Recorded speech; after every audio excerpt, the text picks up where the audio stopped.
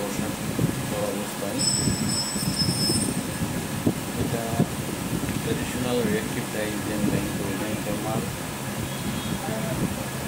Advertise দিয়ে আমি ব্যাং করেছি। এটা খুবই